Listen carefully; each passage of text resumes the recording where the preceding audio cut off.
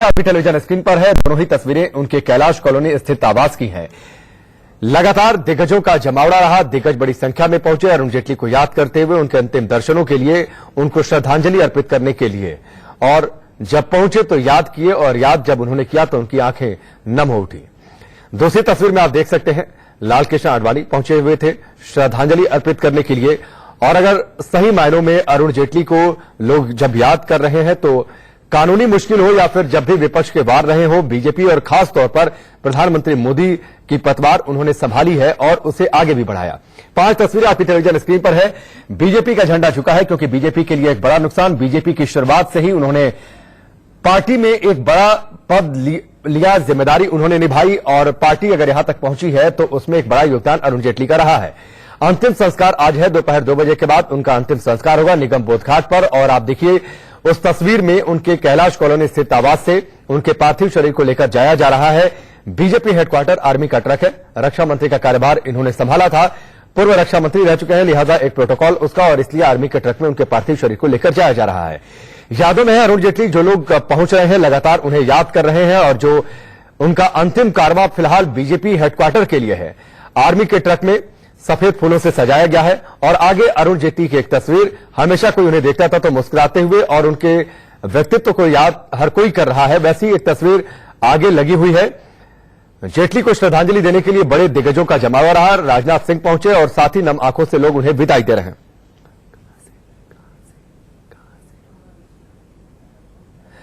मनोहर केसरी इस वक्त हमारे साथ जुड़ चुके हैं। बीजेपी दफ्तर से सीधे उनका रुख करते हैं।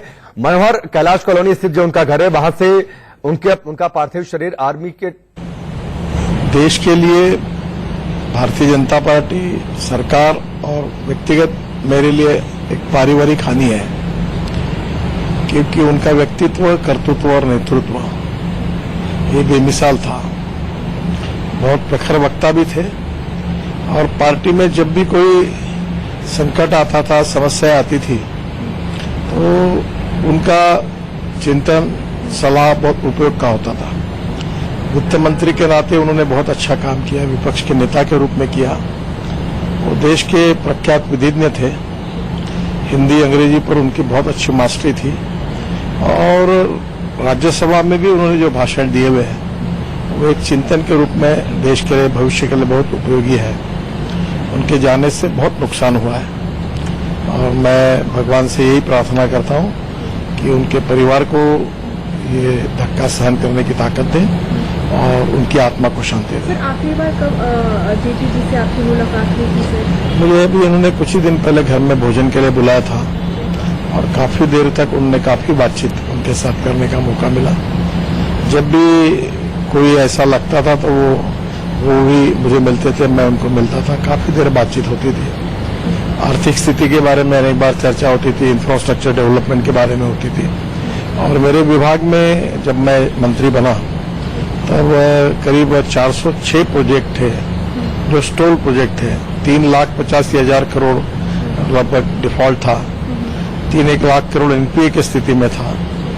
तब मैंने कुछ पॉलिसी में चेंजेस मांगे, उन्होंने मुझे बहुत मदद की और फिर हम 95%, 99% प्रॉब्लम रिजॉल्व कर सके। बहुत पॉजिटिव थे, मदद करते थे। उनके जाने का बहुत बड़ा नुकसान।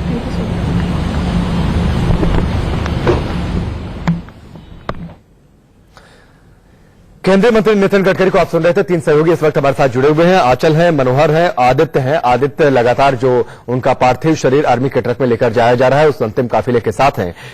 आदित्य, सबसे पहले तो आप बताइए कि कितना वक्त लगेगा बीजेपी हेडक्वार्टर तक पहुंचने में? जब तक सूरज चांद रहेगा अरुण जी का नाम रहेगा। जी, अभी यहाँ से काफिला जो है ये निकला है कुछ देर पहले 9:30 बजे के करीब कैलाश कॉलोनी के उनके घर से।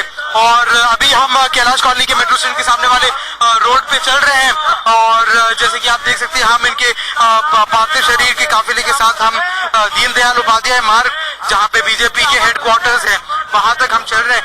आज सुबह से अगर हम कहें तो काफी सारे नेता, हेमा मालिनी, किरण खेर, मुकुल रोहतगी और राजीव शुक्ला, कई सारे नेता आज सुबह भी यहाँ पे उनके घर पर पहुंचे हैं और उसके बाद ही कुछ 9:30 बजे के आसपास ये निकला है।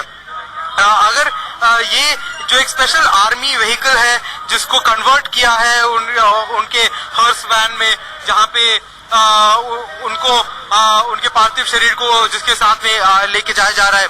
यहाँ पे माना जा सकता है कि कुछ 10 साढ़े 10 बजे के करीब दीनदयाल उपाध्याय मार्ग बीजेपी हेडक्वार्टर्स जो यहाँ पे है वहां पहुंचेगा ये काफिला। अभी काफी धीरे तरीके से पूरे सड़क पे चलते हुए हम इसके साथ में ही काफिले के साथ में ही चल रहे हैं, और यहाँ पर मेरे आसपास बीजेपी के समर्थक और कार्यकर्ता हैं जो इस बात का नारा लगा रहे हैं कि जब तक सूरज चांद रहेगा अरुण जी आपका नाम रहेगा। तो उसी तरीके से एक ऐसा नेता थे अरुण जेटली जी जिन्होंने अपनी शुरुआत करी थी दिल्ली यूनिवर्सिटी के स्टूडेंट पॉलिटिक्स से, और वहां से लेकर देश के डिफेंस मिनिस्टर बने, फाइनेंस मिनिस्टर बने, एक ऐसे नेता बने जो एक कई सारे युवा नेताओं के लिए भी और कई सारे युवाओं के लिए भी एक मिसाल बने अरुण जेटली। और युवाओं की बात करें तो उन्होंने युवाओं को काफी सपोर्ट किया है बीजेपी के लिए, चाहे वो तेजस्वी आदित्य, एक चीज और मैं चाहूंगा जरा आप तस्वीरों के जरिए जरूर दिखाएं, क्योंकि लगातार जो नारे लग रहे हैं वो तो सुनाई दे रहे हैं कि जब तक सूरज चांद रहेगा अरुण जी आपका नाम रहेगा। रक्षा मंत्री थे, पूर्व रक्षा मंत्रालय का उन्होंने कार्यभार संभाला था, इसीलिए जो आर्मी का प्रोटोकॉल है उसके तहत भी उनका अंतिम ये सफर निकला है फिलहाल बीजेपी हेडक्वार्टर के लिए। 1 बजे के बाद 2 बजे के बाद उनका अंतिम संस्कार निगमबोध घाट पर होगा। कितना वक्त लगेगा, क्योंकि करीब 10 किलोमीटर की दूरी है अगर मैं ठीक हूं तो कैलाश कॉलोनी से दीनदयाल उपाध्याय मार्ग की, जहां पर बीजेपी हेडक्वार्टर है, इसके बाद लाला लाजपत रोड और लाला लाजपत राय रोड और उसके बाद बहादुर शाह जफर मार्ग से होते हुए बीजेपी हेडक्वार्टर तक पहुंचेगा। अगर मैं ठीक हूं तो रूट यही रहेगा।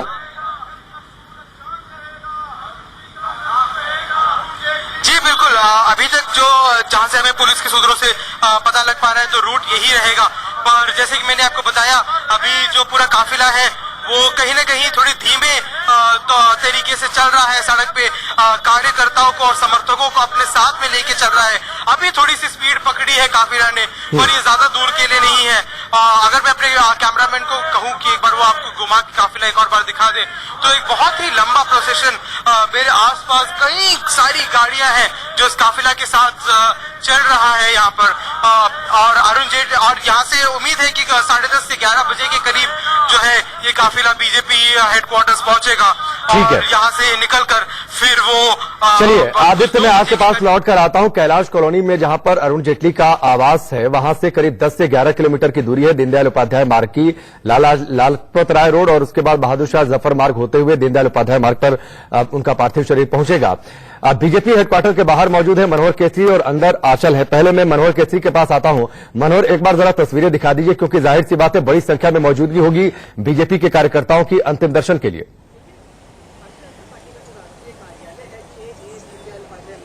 बिल्कुल राकेश, मैं सीधे तौर पे आपको यहाँ दिखाता हूँ कि यहाँ देखिए आप जो कैबिनेट मिनिस्टर हैं, सांसद हैं, विधायक हैं और राज्य सरकार में भी कैबिनेट मिनिस्टर हैं, उनका आने का सिलसिला शुरू हो गया है। उन्हें अंतिम दर्शन अरुण जेटली को देने के लिए लोग आने लगे हैं। अंदर जो मल्टीपल हॉल है वहां उनके पार्थिव शरीर को रखा जाएगा। 10:30 बजे के बाद कभी भी उनका पार्थिव शरीर बीजेपी हेडक्वार्टर में पहुंच जाएगा। और जो कार्यकर्ता है, यहाँ पर 2 गेट है एंट्री के लिए। मेन एंट्री जो जहां आप देख रहे हैं, जहां मैं अभी मौजूद हूं, यहां से कैबिनेट मिनिस्टर, सांसद और बड़े बड़े नेताओं का यहां से एंट्री हो रही। उससे आगे जो दूसरे नंबर गेट है, उस गेट से बीजेपी कार्यकर्ताओं का है। ये देखिए बीजेपी के मंत्री हैं यूपी में श्रीकांत, वो अभी यहां पर आए हैं, वो गए हैं।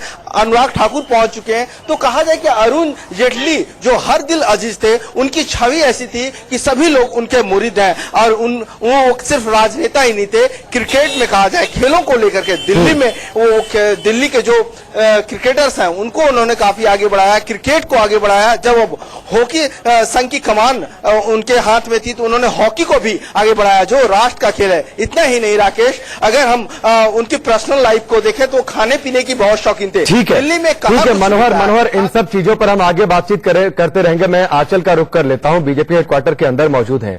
आंचल, एक तो आपके पास जानकारी क्या, दूसरी ये अगस्त का महीना खासतौर पर बीजेपी के लिए बड़ा सदमे से भरा रहा है। पिछले साल वाजपेयी जी गए थे, इस बार सुषमा जी पहले जा चुकी हैं और अब अरुण जेटली का ना रहना शायद बीजेपी हेडक्वार्टर के अंदर इससे बुरा वक्त नहीं हो सकता। बिल्कुल बिल्कुल, और यही जिक्र कल बहरीन में खुद प्रधानमंत्री मोदी ने कहा कि इस बार अगस्त का महीना बहुत भारी पड़ा है हम पर, क्योंकि 15 दिन के गैप के अंदर ही 7 अगस्त से लेकर अगर आप अभी देख लीजिए 2 बड़े स्टॉलवर्ड्स का चले जाना, सुषमा जी का चले जाना और अरुण जेटली जी का अलविदा कह देना, और बहुत कम उम्र में। सुषमा जी की उम्र 67 साल थी, अरुण जी की उम्र 66 साल थी, जो कि कुछ भी नहीं होती राजनीति में। तो मतलब ये वो उम्र होती है जब आप वाकई ही आपने जब इतना लंबा पॉलिटिकल करियर बिताया होता है, तो ये वो वक्त होता है जब सत्ता पर आसीन होकर आप एक्चुअल गवर्नेंस मोड में आते हैं। ऐसे में ये बहुत बड़ा लॉस बीजेपी के लिए है। बीजेपी का ये नया मुख्यालय बने हुए, चमचमाता मुख्यालय बने हुए ज्यादा टाइम नहीं हुआ है, लेकिन इसी मुख्यालय ने 2019 का एक अभूतपूर्व और प्रचंड बहुमत भी देखा। और साथ ही साथ अगर आपको बताएं कि चाहे अटल जी हो, अनंत कुमार हो, मनोहर पर्रिकर हो, सुषमा स्वराज हो और अरुण जेटली हो, तो ये बड़े बड़े स्टॉलवर्ड्स जो सेकंड रंग के भी नेता थे। अटल जी की बहुत टाइम से उनकी तबीयत खराब चल रही थी, 1 दशक से ज्यादा वो सक्रिय राजनीति से दूर रहे, लेकिन ये जो बाकी नेता हैं, ये जनरेशन नेक्स्ट है बीजेपी की। ये सेकंड जनरेशन अडवाणी और अटल ईरा के बाद की जनरेशन थी जिसको कमान संभालनी थी, और उस उम्र में इनका चले जाना।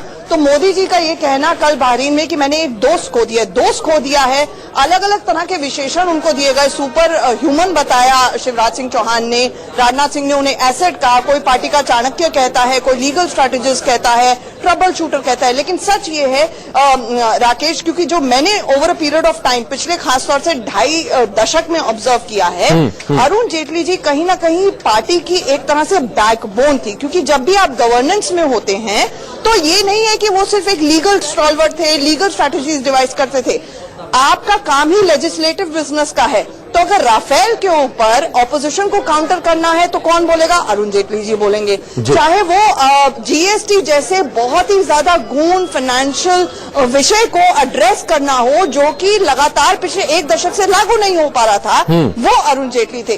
Getting the people on the table और नेगोशिएटिंग, टॉकिंग, वो जो कला थी वो अरुण जेटली में जो थी, वो बीजेपी में शायद अब बहुत कम लोगों में शायद रह गई होगी, जो कि विपक्ष को भी साथ लेके कंस्ट्रक्टिव ऑपोजिशन करवा के उसके बाद उनको टेबल पे बिठा के नेगोशिएट करके लेजिस्लेटिव बिजनेस को आगे ले जाने की कला। वो मुझे लगता है जो वैक्यूम है, शून्य है, वो शायद बहुत अरसे तक कोई भरने वाला भी नजर नहीं आ रहा। जी चलिए आंचल, मैं आपके पास लौट कर आता हूं। आपने बिल्कुल ठीक कहा, प्रधानमंत्री मोदी कल बहरीन में थे, भावुक हो गए थे और उन्होंने कहा कि मैंने अपना दोस्त खो दिया। सिर्फ दोस्त नहीं खो दिया, बल्कि अब जो कहा यह जाता है कि अगर गुजरात से निकलकर प्रधानमंत्री पद की कुर्सी तक नरेंद्र मोदी पहुंचे तो इसके रियल आर्किटेक्ट रहे अरुण जेटली, और उनका ना रहना निश्चित तौर पर प्रधानमंत्री नरेंद्र मोदी के लिए एक व्यक्तिगत नुकसान जरूर है।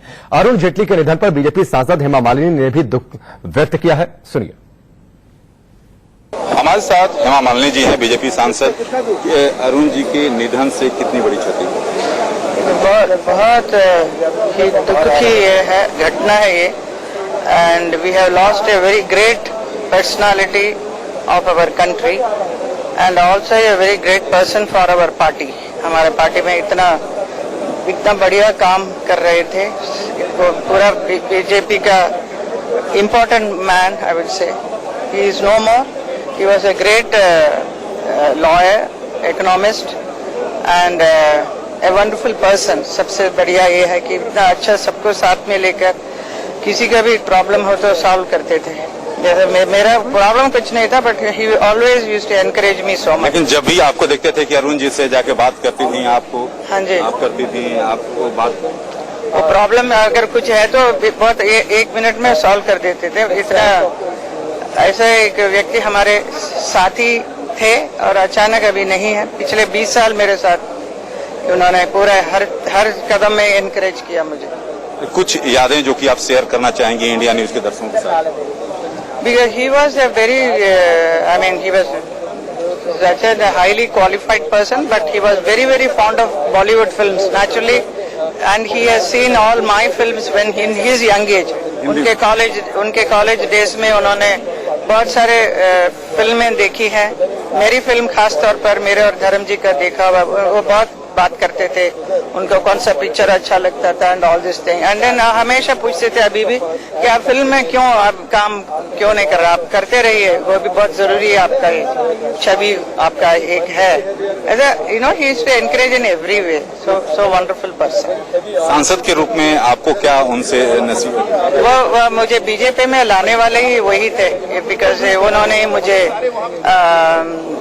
पहले एनएफडीसी में लेकर आए, फिर राज्यसभा में दिलाया एंड उनसे नसीब?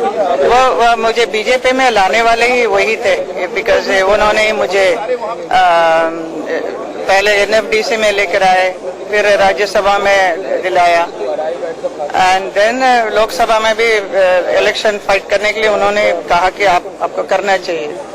सो आई केप्ट आस्किंग हिम, मुझे जो भी समझ में नहीं आती थी बातें तो उनसे पूछती थी, वो he used to keep telling me what I should do. Hema Malini को आप सुन रहे थे। इस बीच एक बार फिर से आपको तस्वीरें दिखाते हैं। कैलाश कॉलोनी स्थित उनके आवास से उनका पार्थिव शरीर का काफिला निकला हुआ है और लाला लाजपत राय रोड, फिर बहादुर शाह जफर मार्ग होते हुए पहुंचेगा दीनदयाल उपाध्याय मार्ग पर। बीजेपी हेडक्वार्टर जहां पर है वहां पर उनके पार्थिव शरीर को रखा जाएगा अंतिम दर्शनों के लिए। और आप तस्वीरें देखिए, बीच में लोग जहां तहां खड़े हैं इस उम्मीद में कि उनके पार्थिव शरीर के अंतिम दर्शन हो जाएं। इस बीच ये काफिला धीरे धीरे आगे बढ़ता हुआ बीजेपी हेडक्वार्टर की ओर, जहां पर बीजेपी के तमाम दिग्गज नेता पहुंचे हुए हैं और देश के कोने कोने से बड़ी संख्या में कार्यकर्ता भी पहुंचे उनके अंतिम दर्शनों के लिए। आर्मी का ट्रक उसे सफेद रंग के रंगों से सजाया गया है और सबसे आगे अरुण जेटली की एक तस्वीर लगी है। अरुण जेटली के व्यक्तित्व में और उनके पहनावे में खासतौर पर बात यह रही है कि वो अपने पढ़ाई के दिनों से, यानी जब कॉलेज में थे तब से वो चश्मा जरूर पहनते थे और ये चश्मा उनकी खास पहचान हुआ करती थी। हालांकि जब कॉलेज लाइफ में थे उस जमाने में उनके बाल लंबे हुआ करते थे और जो चश्मा वो पहनते थे वो गोल चश्मा हुआ करता था। बीटल्स वाले जॉन लेनन के अंदाज में वो चश्मा पहनते थे। चश्मे के शीशे की बनावट गोल हुआ करती थी और उस जमाने में जो उनके कॉलेज के फ्रेंड्स थे उन्हें गांधी गॉगल्स कहकर पुकारा करते थे और जब भी अरुण जेटली से वो गाहे बगाहे इन चश्मों पर चर्चा किया भी करते थे।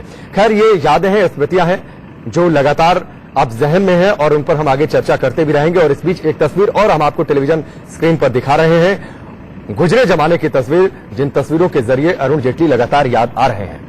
अरुण जेटली ऐसे नेता थे जिन्होंने युवा राजनीति से लेकर केंद्रीय मंत्रिमंडल तक का सफर तय किया। अरुण जेटली ने वाजपेयी जी के संस्कारों को भी संभाला और मोदी की नीतियों के हिसाब से खुद को ढाला भी। यही वजह थी कि जेटली हर दौर में सबके पसंदीदा नेता रहे।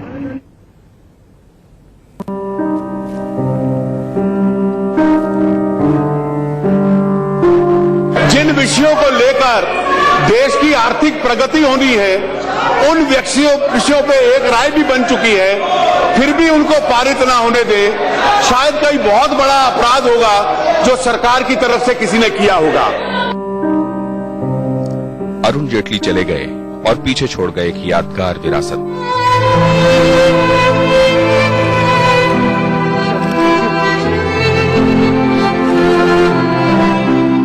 अरुण जेटली एक ऐसा नाम जिसने छात्र जीवन से ही राजनीति को नया आयाम देना शुरू कर दिया था। कम वक्त में ही वो बीजेपी में अपनी एक अलग जगह बनाने में कामयाब हो गए। 2 सीटों वाली पार्टी से पूर्ण बहुमत तक का सफर जेटली ने भारतीय जनता पार्टी के महारथियों के साथ तय किया। अटल बिहारी वाजपेयी, लाल कृष्ण आडवाणी, मुरली मनोहर जोशी, प्रमोद महाजन, सुषमा स्वराज, नरेंद्र मोदी जैसे दिग्गज नेताओं के साथ उन्होंने अपने राजनीतिक सफर को जिया। सियासी गलियारों में काफी वक्त तक ये बात गूंजती रही, मोदी को पीएम बनाने के आर्किटेक्ट सही मायने में अरुण जेटली ही थे।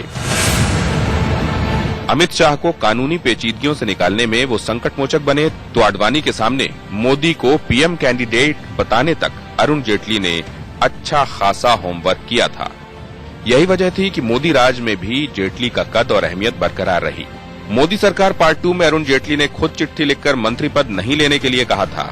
इसके बाद उनसे मिलने नरेंद्र मोदी और अमित शाह दोनों पहुंचे थे। कद्दावर नेता अरुण जेटली ने तबीयत खराब होने की वजह से इनकार किया था और ये उनका बड़प्पन था कि वक्त की नजाकत और स्वास्थ्य को देखते हुए उन्होंने ये फैसला लिया। वैसे उनकी तबीयत खराब होने का अंदेशा उस वक्त हो गया था जब मोदी सरकार के पहले कार्यकाल में वो बजट भाषण देते वक्त बैठ जाया करते थे। उसके बाद कार्यकाल के अंतिम दिनों में पीयूष गोयल ने वित्त मंत्रालय का कार्यभार संभाला था।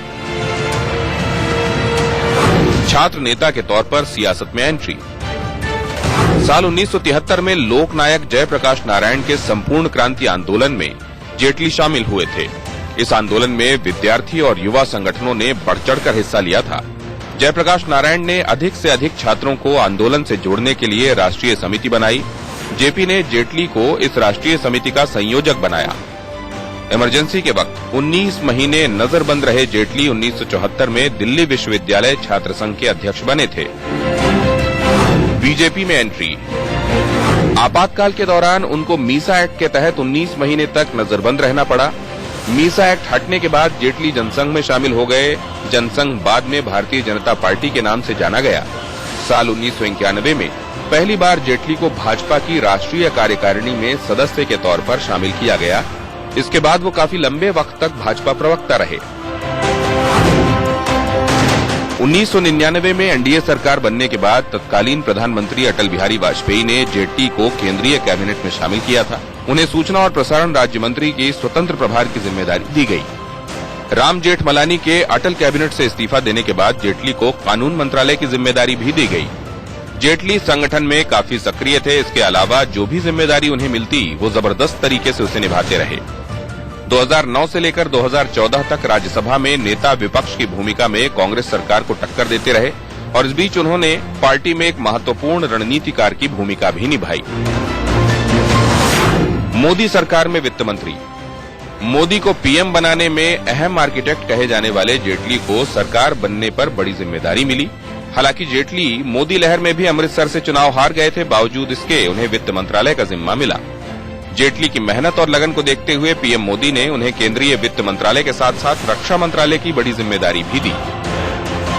नोटबंदी से लेकर जीएसटी लागू करने में जेटली की अहम भूमिका रही। अरुण जेटली को भारतीय जनता पार्टी के संकट मोचक के तौर पर भी देखा गया।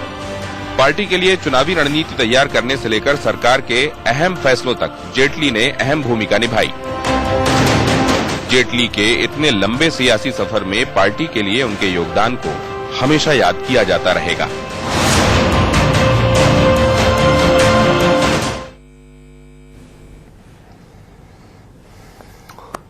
और लगातार तस्वीरें हम आपको दिखा रहे हैं। पार्थिव शरीर ले जाया जा रहा है बीजेपी हेडक्वार्टर पर, जहां पर हमारे वरिष्ठ सहयोगी आंचल भी वहां पर लगातार मौजूद हैं।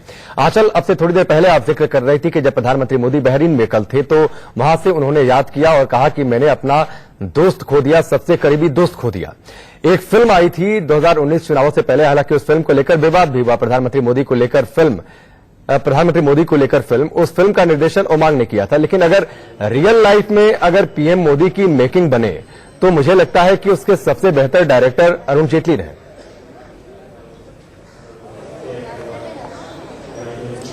राकेश, अगर इसे ऐसे समझिए, और ये सिर्फ मोदी जी ने ही बल्कि अक्रॉस द पार्टी लाइंस जो छवि रही है अरुण जेटली की, कि आपने सुना होगा कि सुख के सब साथी दुख में ना कोई। और जब वर्स्ट पैच मोदी जी का चल रहा था 2002 के दंगों के बाद से, जब उनके ऊपर एलिगेशंस लगे एडमिनिस्ट्रेटिव फेलियर की, तब से, और जब फेक एनकाउंटर केस में चार्जशीट की बात हुई अमित शाह की, जो नंबर 1 और नंबर 2 आज की तारीख में इस देश की राजनीति में है, तो उनका साथ देने वाला कौन था? एक सिर्फ लीगल डिफेंस की बात नहीं होती है राकेश, लेकिन सच ये है कि राजनीति परसेप्शन का खेल है, और परसेप्शन बैटल के अंदर अरुण जेटली जैसा फार सीइंग नेता जो 2 दशकों 3 दशकों आगे की राजनीति और आगे क्या होने जा रहा है, वो उस तरह की फारसाइट जो होती है बहुत कम लोगों में होती है। तो एक तरह से लीगली उसको डिफेंड करना, लेकिन कोर्ट्स के बाहर उसको किस तरह से हैंडल करना, वो भी बहुत ज्यादा जरूरी था। नंबर 1, राकेश, एक बहुत इंटरेस्टिंग बात जो मैं सुन रही थी उस वक्त, एक बहुत ही करीबी पत्रकार रहे थे गुजरात के, उन्होंने यही कहा कि देखिए, जब अमित शाह जी को उस वक्त जब सुप्रीम कोर्ट का ऑर्डर आया था और ये बात सामने आई थी कि वो गुजरात में नहीं जा सकते हैं जब तक केस का डिस्पोजल नहीं हो जाता है, तो अरुण जेटली ने कहा कि आप मेरे घर आकर रह जाइए। तो इस तरह का जो बड़ा दिल, हमारे यहाँ दिल्ली वाले खासतौर से अगर देखे जाए तो राकेश, दिल्ली वालों का दिल बहुत बड़ा माना जाता है, और अरुण जेटली जी तो ट्रू पंजाबी बाय नेचर थे, वड्डा दिल, और उसके बाद वो जिस तरह से उनके टेस्ट थे, तो कहीं ना कहीं हर एक का उनके घर में, उनके दिल में स्वागत था। इतनी छोटी छोटी बातें राकेश, उनकी माइन्यूटेस्ट डिटेल्स जो उनके जूनियर्स बताते हैं, कि उनके ऑफिस में काम करना कितनी इंपॉर्टेंट चीज थी और कितना वो ख्याल रखते थे हर एक की छोटी से छोटी बात का, उनके परिवार वालों का, ये अपने आप में बहुत कम देखने को मिलता है। मैं आपको पर्सनल एक्सपीरियंस से बता सकती हूँ राकेश कि मेरी बीट नहीं थी, मैं सुप्रीम कोर्ट में पाई जाती थी और मैं अचानक से बीजेपी दफ्तर में कुछ काम की वजह से पहुंच गई, तो ही पॉइंटेड इट आउट, तुरंत उनको पता, अरे तुम यहाँ क्या कर रही हो। तो मतलब ये जो एक समझ है कि छोटे से छोटे, जूनियर से जूनियर, चाहे उनके जूनियर्स हो, चाहे पत्रकारिता में हो, तभी वो कहते हैं media circle, legal circles, political circles में क्रॉस द बोर्ड वो जिस तरह से उनकी शार्पेस्ट मेमोरी थी और जिस तरह से वो लोगों को जानते थे, and the man who knew how to have a quick talk, quick small talk, मतलब कि किस तरह से लोगों को एंगेज करना है, ये जो कला थी ये किसी में इस लेवल के नेताओं में बहुत कम देखने को मिलती है। राकेश बिल्कुल आंचल, आपने ठीक जिक्र किया। जब अमित शाह के गुजरात तब प्रवेश पर पाबंदी तब लगाई गई थी, तब दिल्ली में सबसे पहले वो अरुण जेटली के घर पहुंचे थे और उसके बाद उनके रहने का इंतजाम और आगे किस तरीके से उनको क्या कुछ करना चाहिए, ये सब कुछ व्यवस्था की थी अरुण जेटली ने। और आपने ये भी ठीक जिक्र किया कि जो उनका निजी स्टाफ है उसका वो किस हद तक ध्यान रखते थे। इसकी एक बानगी है कि जेटली के परिवार के खान पान, यानी जो उनके खाने पीने की पूरी व्यवस्था परिवार की देखते थे। जोगेंद्र हैं, उनकी 2 बेटियां हैं, उन दो बेटियों में से एक लंदन में पढ़ रही हैं और उनका वहां पर रहने और पढ़ने का पूरा खर्च अरुण जेटली उठा रहे थे। इसके साथ ही जो उनके एक काफी अहम सहयोगी थे जो संसद में लगातार दिखाई देते थे, गोपाल भंडारी, उनका एक बेटा डॉक्टर और दूसरा इंजीनियर बन चुका है और करियर में अगर वो इस ऊंचाई तक पहुंचे तो उसके पीछे अरुण जेटली रहे। एक और अहम चेहरा था उनके निजी स्टाफ में सुरेंद्र नाम के शख्स का, लगातार वो साथ रहते थे जब कोर्ट में प्रैक्टिस के लिए वो जाते थे, शायद आप इसे बेहतर तरीके से जानती होंगी आंचल। और बाकी सारे जो काम थे अरुण जेटली के, सारे कामों की निगरानी इन्हीं के जिम्मे थी।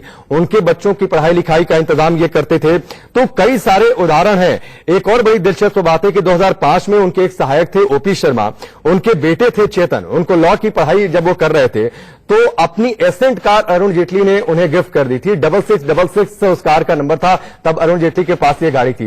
तो मैं इस पर लगातार आपसे चर्चा करता रहूंगा। तो ये जाहिर सी बात है कि ये सब कुछ बताता है कि अरुण जेटली व्यक्तिगत तौर पर किस हद तक संवेदनशील थे।